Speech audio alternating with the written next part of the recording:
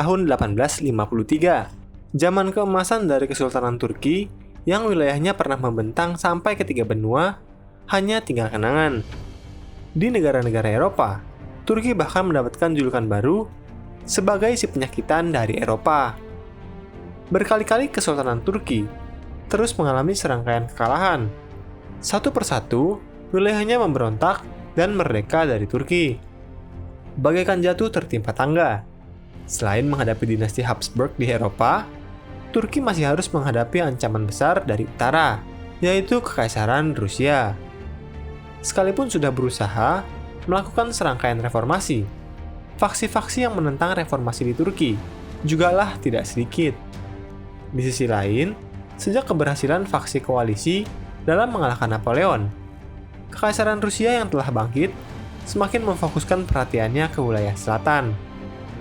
Sejak kemenangannya melawan Prancis, Kekaisaran Rusia terus mempersiapkan invasi untuk mengalahkan Kesultanan Turki demi merebut Laut Hitam dan gelar sebagai penguasa Konstantinopel. Namun, keberuntungan Turki seakan masih belum hilang. Walau Rusia sudah menawarkan pembagian wilayah Turki, Inggris merasa lebih penting mempertahankan Turki sebagai buffer zone untuk melawan pengaruh dari Rusia. Baik Inggris maupun Prancis, kedua kekuatan besar di Eropa, sangat khawatir akan jatuhnya Turki. Hal tersebut akan menjadikan Kekaisaran Rusia menjadi terlalu kuat dan mengancam keseimbangan kekuatan Eropa. Alhasil, ketika konflik ini mencapai puncaknya dalam Crimean War, baik Inggris, Prancis, dan negara lain di Eropa membentuk koalisi bersama Turki untuk menahan serangan militer dari Rusia. Perang yang sengit ini berakhir pada tahun 1856 dengan Kekaisaran Rusia sebagai pihak yang kalah. Kesultanan Turki pun selamat dari kehancurannya. Namun, siapa yang menyangka? Kurang lebih 58 tahun kemudian, dalam Perang Dunia Pertama, Kesultanan Turki justru bertempur melawan sekutu yang telah menolongnya pada pertarungan sebelumnya.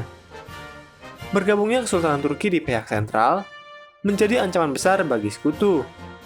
Hal ini membuat Inggris harus memikirkan berbagai cara dalam menyelesaikan masalah tersebut. Mungkin kamu bertanya, apakah bergabungnya Kesultanan Turki di pihak sentral mampu mengancam kekuatan Eropa? Sekalipun Kesultanan Turki saat itu seringkali dianggap sebagai negara terlemah di Eropa, namun bergabungnya Turki di pihak sentral sudah lebih dari cukup dalam mengancam berbagai koloni Inggris dan Prancis di wilayah Afrika. Jalur persediaan Rusia dan sekutu-sekutunya yang melalui Laut Hitam menjadi semakin terhambat. Hal ini membuatnya kelak akan mengalami krisis internal yang berujung pada revolusi komunis.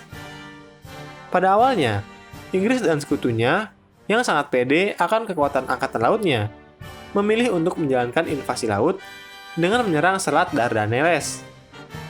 Tujuan utama serangan ini adalah menguasai Istanbul dengan cepat dan memaksa Kesultanan Turki untuk menyerah. Sekarang, kita mengenal serangan ini dengan nama Gallipoli Campaign, sebuah rencana yang digagas oleh Winston Churchill. Sekalipun secara teori dapat dilaksanakan, namun Perang Gallipoli ternyata tidak berjalan sesuai dengan rencana sekutu. Awalnya Inggris dan sekutunya merasa mampu menjalankan suatu perang kilat yang mengandalkan manuver militer dengan cepat. Bagaimana tidak? Secara teknologi, mereka adalah salah satu negara yang paling maju. Namun yang mereka dapatkan adalah perang parit, suatu perang statis yang menelan waktu dan sumber daya dalam jumlah besar, seperti yang terjadi di front barat dan bentuk peperangan yang sangat mereka hindari. Akibatnya, Gallipoli berakhir dengan kegagalan. Inggris dan sekutunya memutuskan untuk mundur ke Mesir yang masih mereka kuasai. 4 bulan kemudian, Inggris kembali mengalami kekalahan setelah pasukannya dikepung dan menyerah di Kota Kut. Kekalahannya di Kota Kut dianggap sebagai kekalahan Inggris yang paling memalukan selama Perang Dunia Pertama. Setelah mengalami kekalahan demi kekalahan di front Timur Tengah, Inggris memikirkan berbagai alternatif lain yang mungkin menghasilkan kemenangan dengan cepat dan biaya yang sangat murah. Di saat yang sama, terdapat seorang tokoh yang bernama Hussein bin Ali. Ia dipercayakan oleh Kesultanan Turki sebagai Syarif Mekah. Ia berkuasa atas wilayah seperti Mekah Madinah, serta beberapa kota di wilayah Arab. Pejabat yang berkuasa di atas wilayah ini umumnya memiliki kebebasan yang lebih besar dibandingkan pejabat Turki lainnya. Kasarnya, seperti pemimpin dengan otonomi daerah saat ini. Hussein sangat khawatir dengan perkembangan gerakan politik pemuda Turki yang semakin lama, semakin mampu menguasai perpolitikan nasional dan terus mengadakan berbagai reformasi internal. Hal ini merupakan cermin dari perpolitikan Kesultanan Turki saat itu, yang terbagi atas dua kubu yang saling bertentangan, kalangan tua dan kalangan muda. Kalangan tua umumnya didominasi oleh kalangan konservatif dan para penguasa sebelumnya, yang menyelesaikan masalah dengan pengalaman maupun tradisi.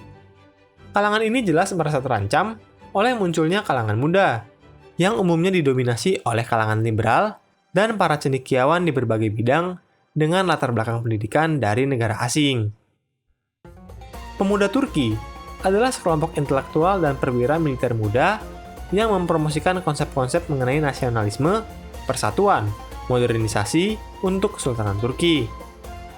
Salah satu yang mereka inginkan adalah mempromosikan kebudayaan dan bahasa Turki di seluruh wilayahnya. Bagi Hussein, ide-ide seperti itu jelas mengancam dominasi kelompok Arab dalam kehidupan bermasyarakat di berbagai wilayah Kesultanan Turki. Hussein dan keluarganya semakin was-was.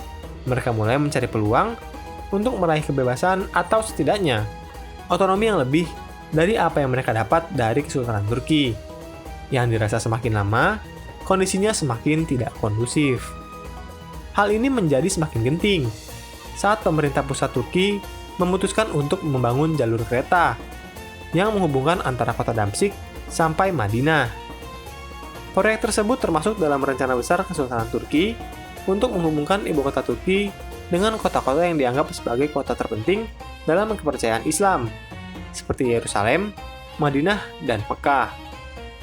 Walau pemerintah Turki menyatakan bahwa proyek tersebut bertujuan untuk mempermudah ibadah atau ziarah keagamaan, namun Hussein merasa proyek ini adalah cara pemerintah pusat untuk semakin mengurangi kekuasaan pemerintah daerah seperti dirinya. Seperti halnya Inggris dan sekutu-sekutunya dalam Perang Dunia Pertama, Hussein juga memiliki masalahnya sendiri. Tapi, kalau dipikir-pikir sumber masalah mereka nggak jauh berbeda, yaitu Kesultanan Turki.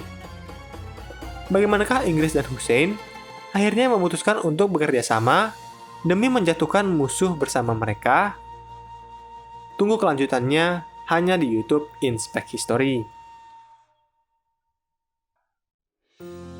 Hai, terima kasih sudah menonton dan belajar sejarah bersama Inspek History. Jangan ragu untuk berikan komentar, like, dan bagikan bila kamu merasa konten ini bermanfaat.